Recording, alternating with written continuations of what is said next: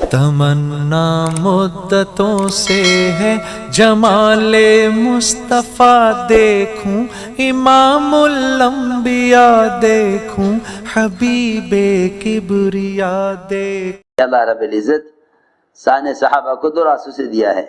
اللہ نے صحابہ کو دو راستوں سے دیا ہے، ایک خلاف عقل ہے، خلاف گمان۔ صحابی مسجد میں بیٹھے ہوئے، آپ نے فرمایا کیا بات ہے، اس وقت مسجد میں کیوں ہو؟ عرض کیا مجھ پر اتنا قرضہ ہے کہ میں اگر سال ہے سال کے باغ کی آمدنی قرض میں دوں تو میرا قرضہ ادا نہیں ہو سکتا۔ آپ نے فرمایا تم نے اپنے باغ کا پھل توڑ لیا ہے؟ کہ جی ہاں۔ چلو باغ میں۔ پھل توڑ کر رکھا ہوا تھا، جگہ جگہ کھجور کے ڈھیر لگے ہوئے تھے، الگ الگ قسم کی کھجوریں تھیں۔ فرمایا جتنے بھی تمہارے قرض خواہ ہیں سب کو بلا لو، سب کو بلا لو۔ اعلان کر دیا گیا ان کا جس کے ذمہ بھی ان کے ذمہ جس کا بھی حق ہے وہ آ جائے، اپنا حق لے لے۔ چنانچہ سارے قرض خواہ سب آ گئے، سب نے اپنے اپنے حصے کی اپنا اپنا قرضہ اپنا اپنا حق کھجوروں میں سے لے لیا۔ آپ نے فرمایا کہ صحابی سے کہ جا کے دیکھو کسی ڈھیر میں کوئی ایک کھجور کم ہوئی ہے؟ کسی ڈھیر سے کوئی ایک کھجور کم ہوئی ہے؟ سارے میں دیکھ کر آئے، آ کے کہا کہ ساری کھجوروں کے ڈھیر میں سے مجھے ایک کھجور کی جگہ خالی نظر نہیں آتی۔ میں نے عرض کیا کہ اللہ کا ایک وعدہ تقوی پر یہ ہے، من یتق اللہ یجعل لہ مخرجا ویرزقہ من حیث لا یحتسب، ہم ایسی جگہ سے رزق دیں گے جہاں خیال گمان جائے گا نہیں۔ یہ آیت اس وقت نازل ہوئی، یہ آیت اس وقت آگے بڑھ جاؤ، یہ آیت اس وقت نازل ہوئی جب عوف بن مالک نے آ کر عرض کیا کہ یا رسول اللہ میرا بیٹا عوف وہ مشرکین کی قید میں ہے اور تاج سے بندھا ہوا ہے، اور میں اس کی رہائی سے مایوس ہو چکا ہوں۔ ایک مدت گزر گئی اسے قید میں، اب ہم اس کی رہائی سے مایوس ہیں۔ فرمایا نہیں، مایوس نہ ہو، اس سے کہو کہ وہ لا حول ولا قوت الا باللہ پڑھا کرے، اس سے کہو کہ وہ لا حول پڑھا کرے۔ اس زمانے میں تو مسلمان دعائیں جانتے ہیں، ان دعاؤں سے متعلق واقعات نہیں جانتے۔ یہ بھی ایک دعاؤں پر سے یقین ہٹ جانے کی وجہ ہے، دعاؤں سے یقین کے ہٹ جانے کی ایک بڑی وجہ یہ ہے کہ دعائیں یاد کرتے ہیں، ان دعاؤں سے متعلق واقعات یاد نہیں کرتے، ان دعاؤں سے متعلق واقعات یاد نہیں کرتے۔ جنہوں نے دعائیں جمع کی ہیں انہوں نے دعائیں جمع کر دی ہیں، صرف ان دعاؤں سے متعلق جو ظاہر کے خلاف مددیں ہوئی ہیں ان کو بیان نہیں کیا۔ یہی وجہ ہے کہ لوگ دعا کا مضمون جانتے ہیں، اس دعا پر آنے والی نصرت کو نہیں جانتے۔ جب دعاؤں سے متعلق واقعات یاد نہیں ہوں گے تو دعائیں غیر یقینی ہو جائیں گی، دعائیں غیر یقینی ہو جائیں گی۔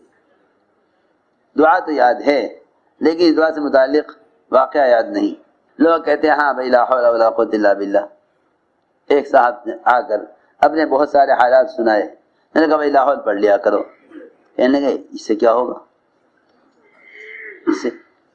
اس سے کیا ہوگا، کیونکہ عقیدے بگڑے ہوئے ہیں، عقیدے بگڑے ہوئے ہیں، یقین بگڑا ہوا ہے۔ ایک آدمی کو جتنا عقیدہ تعویذ سے ہے اتنا عقیدہ عمل سے نہیں ہے۔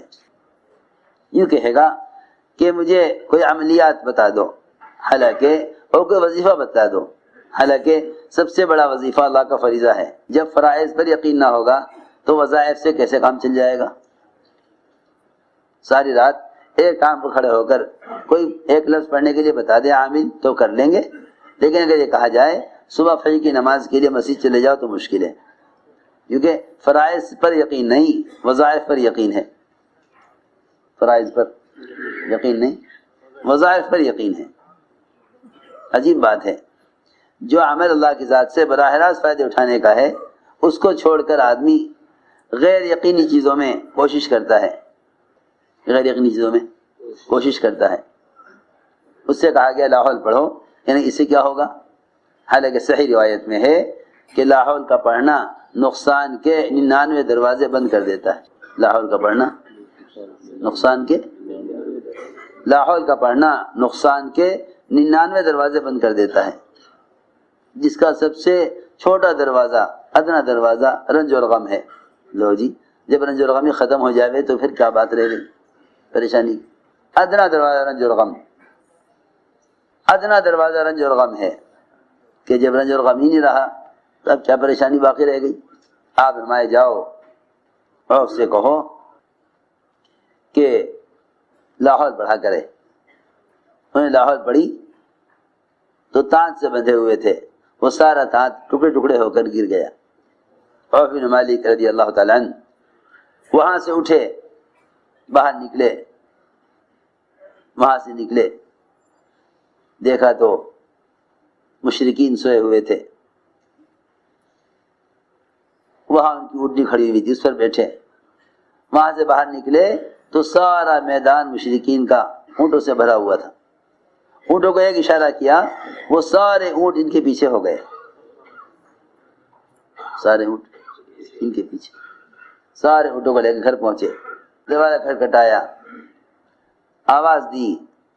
ماں نے کہا بیٹے کی آواز معلوم ہوتی ہے، باپ نے کہا ارے جا، اور کہاں آئے گا؟ دروازہ کھولا تو سارا گھر، دالان، سارا صحن، سارا میدان اونٹوں سے بھرا ہوا،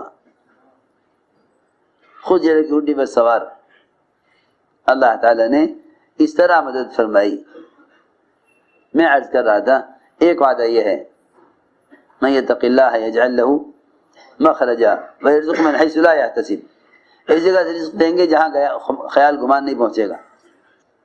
آگے فرمایا من یتق اللہ یجعل لہ من امرہ یسرا، کہ ہم متقی کام میں آسانی پیدا کریں گے، متقی کام میں آسانی پیدا کریں گے۔ لوگوں کو اپنے اسباب میں بہت مشکلات ہیں، اپنے اسباب میں بہت مشکلات ہیں۔ یہ مشکلات امتحان کے لیے تھیں کہ تم مشکلات کی وجہ سے سود کی طرف، جھوٹ کی طرف، حرام طریقوں کی طرف، یا قوانین حکومت کی سوچ کر اختیار کر لو کہ بھئی ہم اس کے علاوہ کیا کر سکتے ہیں۔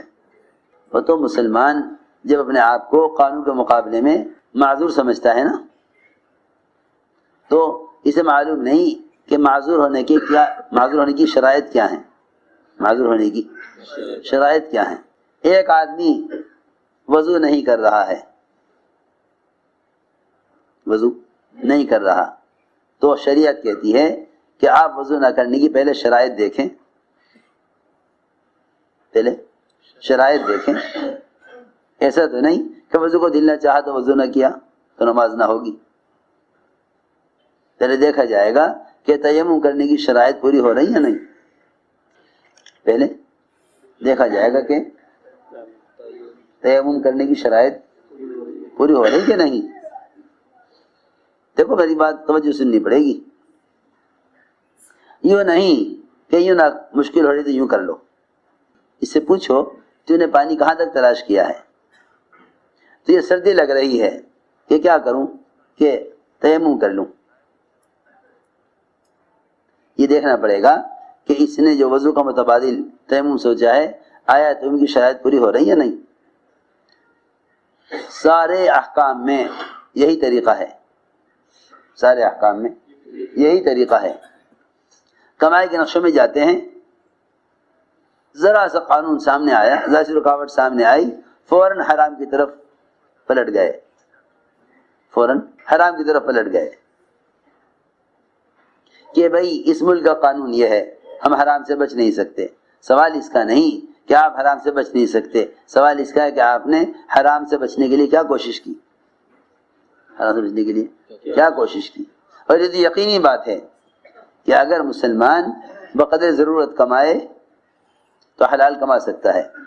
سارے حرام کے نقشے اور سارے حرام اسباب اور سارے شریعت سے ہٹ کر کمانے کے طریقے، وہ سب کے سب خواہش کو پورا کرنے کے لیے ہیں۔ ضرورت کو پورا کرنے کے لیے حرام سے بچنا آسان ہے، خواہش کو پورا کرنے کے لیے حرام سے بچنا مشکل ہے۔ ضرورت پورا کرنے کے لیے ضرورت پورا کرنے کے لیے حلال پر چلنا آسان ہے، خواہش کو پورا کرنے کے لیے حرام سے بچنا مشکل ہے۔ آپ دیکھ لینا جتنے بھی کمائی کے نقش خواہش کے ہیں اس میں آدمی حرام سے بچ نہیں سکتا، اس میں آدمی حرام سے بچ نہیں سکتا۔ تو فرمایا من یتق اللہ یجعل لہ من امرہ یسرا، کہ جو کمانے کے نقشوں میں اپنے آپ کو حرام سے بچاتے ہیں، ہم ان کی کمائی کے نقشوں میں سہولت اور آسانی پیدا کر دیتے ہیں، سہولت اور آسانی پیدا کر دیتے ہیں۔ من یتق اللہ یجعل لہ من امرہ یسرا، کہ کمائی کے نقشوں میں آسانی لاویں گے تقوی والوں کے لیے۔ کتنا تقوی، اللہ اکبر۔ عمر رضی اللہ تعالی عنہ بیمار ہو گئے، کیا ہو بیمار ہو گئے، حضرت عمر بیمار ہو گئے۔ طبیب نے کہا کہ آپ کو بیماری ایسی ہے کہ اس میں آپ کو شہد استعمال کرنا ہوگا۔ شہد تلاش کرایا، نہیں ملا۔ بیت المال سے پیغام آیا کہ آپ کو شہد کی ضرورت ہے، بیت المال میں شہد رکھا ہوا ہے، بیت المال میں شہد رکھا ہوا ہے، آپ بیت المال کے مالک ہیں، امیر المومنین ہیں، آپ شہد استعمال کر لیں۔ حضرت عمر رضی اللہ فرمایا کہ نہیں، بیت المال میرا نہیں ہے، مسلمانوں کا ہے، میرے لیے بیت المال سے شہد کا استعمال کرنا حرام ہے۔ صحابہ ساتھیوں نے کہا مومنین ہم اجازت دیتے ہیں۔ چنانچہ حضرت عمر نے سب کو جمع کیا، سب کو جمع کیا مسجد میں، بیت المال سے شہد استعمال کرنے کے لیے سارے مسلمانوں نے اجازت لینے کے واسطے سب کو مسجد میں جمع کیا، سب کو مسجد میں جمع کیا۔ فرمایا کہ مجھے طبیب نے شہد استعمال کرنے کے لیے کہا ہے، ایک ایسی بیماری ہو گئی ہے، لیکن بیت المال میرا نہیں ہے اور بیت المال میں شہد رکھا ہوا ہے، اگر تم سب مسلمانوں کی خوشی سے اجازت ہو تو میں اس کو استعمال کر سکتا ہوں، ورنہ میرے لیے حرام ہے۔ سارے مسلمان نے کہا مومنین ہم سب آپ کو خوشی سے اجازت دیتے ہیں کہ آپ بیت المال سے شہد استعمال کر لیں۔ اس سے تقوی پر اللہ رب العزت برکت عطا فرماتے ہیں۔ اللہ اکبر، ایسا تقوی جہاں بھی سوچتے تھے کہ ہماری ذات کو لوگ استعمال کریں گے دین کے لیے، وہیں اپنے آپ کو مال کے نقشے سے الگ کر لیتے تھے، وہیں اپنے آپ کو مال کے نقشوں سے الگ کر لیتے تھے۔ سوچو تو صحیح، بحرین کی ملکہ کی طرف سے قاصد آیا، بحرین کی ملکہ کی طرف سے قاصد آیا عمر رضی اللہ تعالیٰ عنہ کو سے ملاقات کے لیے۔ حضرت عاتقہ حضرت عمر کی بیوی، خیال یہ ہوا کہ قاصد آیا ہے واپس جائے گا، ہم امیر المومنین کی بیوی ہیں،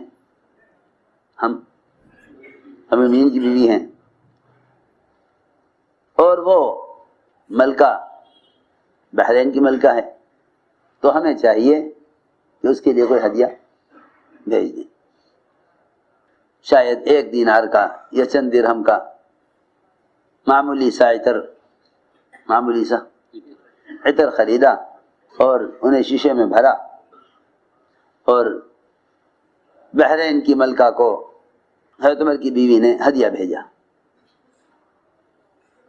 اس کے لیے وہ عطر تو بہت معمولی تھا، لیکن بہرحال امیر المومنین کی بیوی کی طرف سے آیا تو بحرین کی ملکہ نے وہ عطر تو نکال لیا شیشوں میں سے، اور ان شیشوں کے اندر بڑے قیمتی موتی، بڑے قیمتی جواہرات جن کی بڑی قیمت بنتی تھی، وہ سارے شیشے میں بھر کر حضرت عمر کی بیوی کے لیے ہدیہ بھیجا۔ آپ نے ہمیں ہدیہ بھیجا، ہم بھی آپ کو ہدیہ بھیجیں گے۔ انہوں نے ہدیہ بھیجا چند درہم کا عطر خرید کر، معمولی بہت۔ وہاں سے ملکہ نے حضرت امیر المومنین کی بیوی کے لیے قیمتی جواہرات، قیمتی موتی، جب وہ قیمتی موتی جواہرات آئے، وہ بستر پر الٹ کر اس میں تو جواہرات سے قیمتی، ان کی چمک دمک تعجب سے دیکھ رہی تھی پلٹ پلٹ کر حضرت عمر گھر میں داخل ہوئے. فرمایا یہ کیا ہے؟ یہ کیا ہے؟ انہوں نے کہا کہ میں نے بحرین کی ملکہ کو عطر بھیجا تھا ہدیے میں، اس نے مجھے ہدیہ بھیجا ہے.